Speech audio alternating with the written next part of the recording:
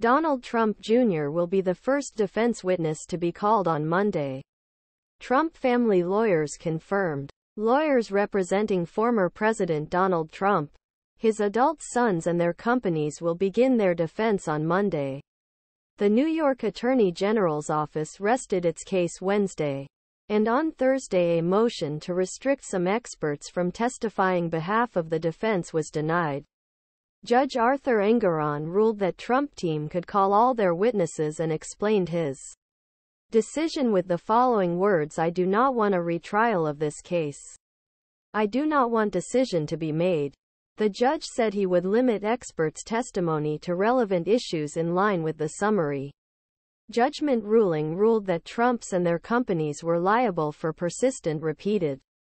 Engoron described the greatest achievements of Trump's summary judgment, in which he determined that the valuations of many assets on his financial statements over various time periods were ulent. The judge did not rule Thursday on defense's request to dismiss the remaining 6 claims, but perhaps signaled his decision by ordering parties to proceed as usual on Monday. The remaining 6 causes action in the case include falsification of business records, publication false financial statements, insurance and conspiracy to commit the alleged S. Trump's lawyers also said they could call back Eric Trump and the former president, as well as bankers involved in loans the Attorney General's office alleges were made based on false financial statements. Starting next week, Trump's effort to deny remaining allegations. Donald Trump's defense attorney, Kise, argued that judge should throw out remaining claims against Trump and other defendants because Attorney General failed to prove in this case that there was any intent or conspiracy to the lenders and insurance companies involved in transactions at issue.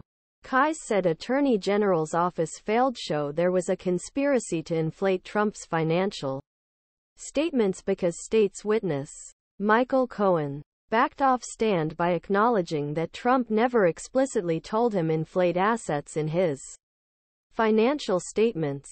The only evidence of collusion they presented here in court was Michael Cohen, Kise said. Kise noted that the Attorney General initially singled out Cohen as a key witness, taking testimony during opening statements, but has since downplayed his role in the case after inconsistent testimony. It was pointed out, and now the Attorney General has suddenly withdrawn. Kise said. Trump's lawyer also argued there was no evidence that banks and insurance companies would have acted differently if they had known Trump's net worth was less than he reported at the time of the transactions. This prompted the judge to ask the Attorney General's team if any bank employees had told them they would do things differently. Deputy Attorney General Kevin Wallace acknowledged that Deutsche Bank executive Nicholas Haigh did not ask